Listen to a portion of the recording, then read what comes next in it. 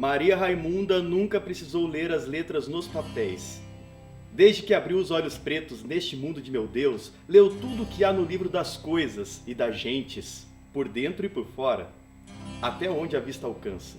Aprendeu cedo que quem tem o coração brando leva mais pisas da vida e por isso é brava que só. Sempre foi. Todo mundo tem um pouco de medo de Maria Raimunda e ela não tem medo de ninguém.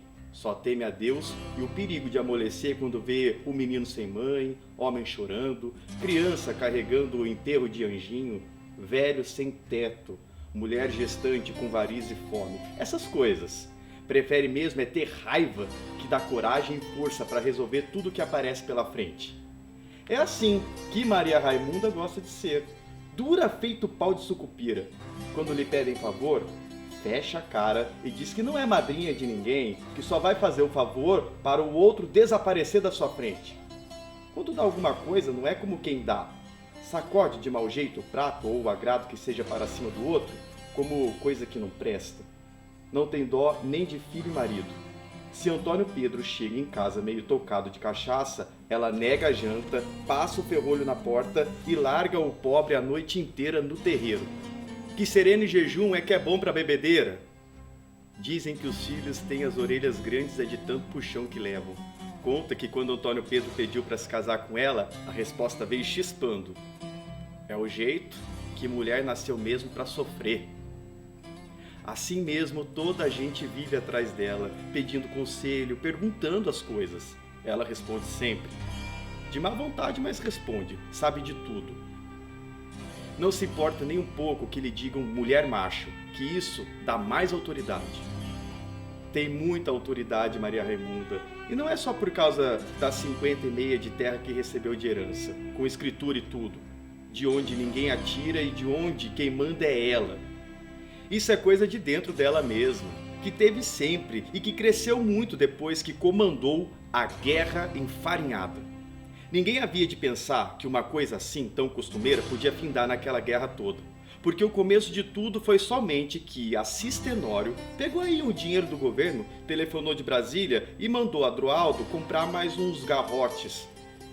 Careceu de mais pasto e mandou dizer que Zusa Minervino e mais alguns outros desocupassem a terra do sítio velho em 8 dias. Zusa tinha acabado de sachar o feijão.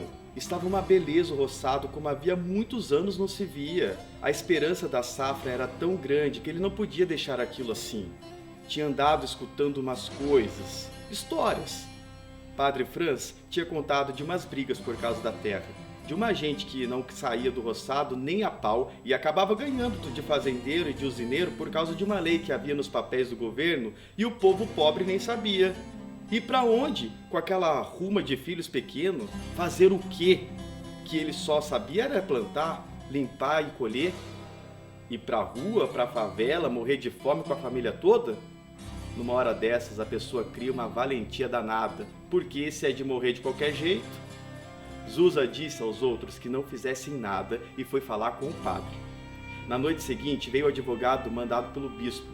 Falando bem baixinho na casa de Padre Franz, explicou a Zusa, a Manuel Justino e a Isaías que tinha lei sim, que eles tinham direito, mas que a lei só vogava com a coragem de enfrentar, resistir, ficar na terra sem correr das ameaças. Falou de reforma agrária e de lei de desapropriação, de INCRA e de posse de terra, tanta coisa. Padre Franz reforçou tudo lendo na Bíblia que Deus tinha dado a terra a todos e muitas coisas mais, de assombrar e de fazer crescer a coragem. Foi então que a coisa ficou séria para valer, porque Zusa, Manuel e Isaías foram de casa em casa explicando tudo e convencendo os outros, menos Ginivaldo, que saiu cedinho no dia seguinte e foi para a casa grande da fazenda contar tudo a Adroaldo. Daí para frente foi luta. Os capangas armados de espingarda 12, cercando os sítios dos moradores, o advogado botando a questão na justiça, Adroaldo soltando o gado para comer os roçados, Padre Franz chamando o povo para ajudar e tanger o gado para fora, os jagunços entrando nas casas do sítio e quebrando tudo o que havia dentro, o bispo dizendo no rádio que tudo aquilo era pecado contra Deus que estava do lado dos pobres. Assis Tenório voltando às pressas de Brasília, dizendo que o padre e o bispo eram comunistas, agitadores do povo, e os moradores do sítio resistindo, trabalhando só de mutirão. Homem, mulher, menino e velho, sem deixar ninguém sozinho para apanhar do inimigo. Disseram que Zusa era o cabeça de tudo. Veio um tenente de Itapagi com um papel na mão, dizendo que era a ordem do juiz e mandou os soldados prenderem Zusa no xadrez de farinhada, de lição, para todo mundo ouvir os gritos dele apanhando. E foi daí que Maria Raimunda, que tinha ficado só espiando a confusão, que não tinha nada a ver com isso, segura lá no sítio dela que ninguém podia tomar, entrou na história. Maria de Zusa não aguentou mais, vendo o marido, pai de seus filhos, homem de bem, que nunca tinha pisado em delegacia nem por bebedeira, assim preso e maltratado, feito malfeitor. Foi falar com o padre Franz e lhe disse que Deus olhava pelos pobres. Aguentasse, tivesse paciência, tivesse coragem. Foi buscar força na casa da tia, que para tudo tinha saído. Maria Raimunda viu Maria Zusa chorando.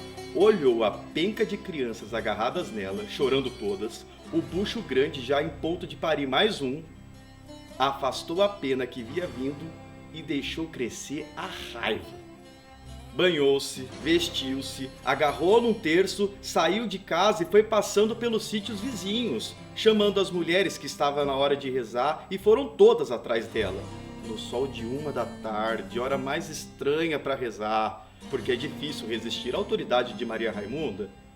Quando chegou à esquina da praça onde fica o xadrez, já tinha para mais de 30 mulheres atrás dela, querendo saber o que é que Maria Raimunda inventara de fazer, pois ela plantou-se bem em frente à cadeia e puxou um bendito, com a voz mais forte que tinha, lá do fundo da garganta. Nada daquele canto maneirinho que Padre Franz queria ensinar. A cantoria cresceu na mesma hora. Mais 30 vozes, mais 50, mais 200 ecoou nos terreiros, na fila do chafariz e do posto de saúde, nos tanques de lavar roupa e nas cozinhas. Subiu para a casa grande da fazenda e acabou com a cesta de Assis Tenório. Meteu-se pela estrada de Itapagi, rebateu na Torre da Matriz e enfiou-se no gabinete do prefeito. Seguiu para Guarabira, atravessou a casa do bispo, que nem estava lá, já estava na estação de rádio dizendo que não era certo ninguém oprimir os pobres, que Deus estava ouvindo aquela cantoria.